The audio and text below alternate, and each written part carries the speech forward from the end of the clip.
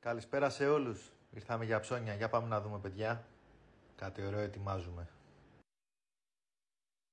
Καλησπέρα σε όλους. Λοιπόν, παιδιά, πάμε να δείτε ένα ωραίο εργάκι που φτιάξαμε. Εδώ βλέπουμε μια συστοιχεία από αντλίες. Τώρα είμαστε στη φάση που τις ρυθμίζουμε την κάθε μία. Έχουμε ενώσει τα ρεύματά μας. Έχουμε ενώσει την επικοινωνία μεταξύ τους στο bus. Ας δούμε και κάτι άλλο πολύ σημαντικό σε υδραυλικά, έτσι, σε εγκαταστάσεις μας, είναι η μόνωση. Εδώ έχουμε μια isopipe. Αυτή είναι η UV+, κάνει για όλες τις εφαρμογές και ειδικά στον ήλιο και σε εφαρμογές που τα τρώει ο καιρός. Είναι απίστευτη. Αυτή χρησιμοποίησαμε εμείς. Τώρα έχει έρθει εδώ ο μάστορας, ο υδραυλικός, και τη βάζει στις σωλήνες, κάνει την εφαρμογή. Πάμε να δούμε δύο πράγματα, να δείτε πώς είναι. Όπως βλέπετε, εύκολο σκίσιμο. Υπάρχει και με αυτοκόλλητο slit and seal.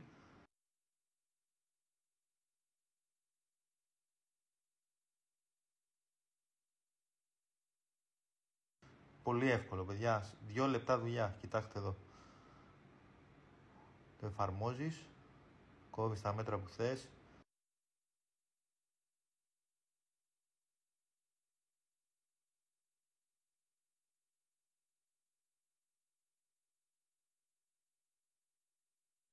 Βγάζουμε το αυτοκολλητάκι που είναι έτοιμο. Συνδέουμε, δεν υπάρχει πουθενά άνοιγμα για να χάνουμε από τη μόνωση και είναι έτοιμο.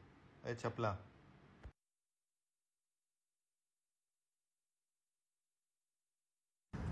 Τελείωσε το έργο. Είναι μια συστοιχεία με 8 αντλίες, Cascade, 14 κιλοβάτι κάθε μία, τριφασικές.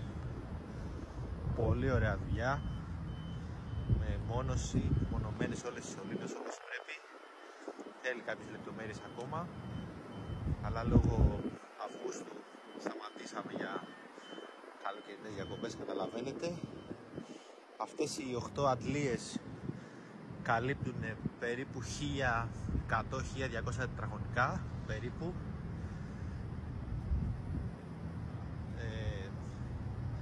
50 fan coil σχεδόν, 47-46 κάπου εκεί, ψήξη θέρμανση. Παλιά εδώ η εταιρεία είχε λέβητα πετρελαίου. Ήρθαμε, τα αλλάξαμε, βάλαμε τα fan coil μας. Εδώ και μια εβδομάδα σχεδόν δουλεύει στην ψήξη και αποδίδει απίθανα. Το Cascade πώς δουλεύει? Έχουμε μία master και όλες οι άλλες είναι slave. Κανονίζει δηλαδή μόνο του ποια θα δουλέψει και πόσο θα δουλέψει και πόσες στροφές θα δουλέψει ανάλογα με τη ζήτηση που έχει από κάτω, από τα fan coil. Καλό είναι βέβαια κάθε μερικούς μήνες να αλλάζουμε τη master, να πούμε τώρα είναι αυτή η master, να αλλάζουμε τη master και να βάζουμε κάποια άλλη ώστε να περάσουν όλες από αυτό το στάδιο, για να μην κουράζεται, γιατί η master δουλεύει συνέχεια και μετά βάζει τη slave. Αυτά. Μόνο isopipe, φοβερή, χοντρή, ό,τι πρέπει για τον ήλιο, δεν παθαίνει τίποτα. Πάμε να σας δείξω και κάτω την εγκατάσταση. Εδώ που πάνε οι σωλήνες αυτές εδώ που καταλήγουνε. Να δούμε και τα fan coil, να σας δείξω και πώς δουλεύουν τα fan coil. Αυτά.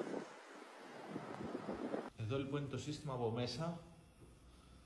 Πιπυρό όλα. Οχιάκια μας.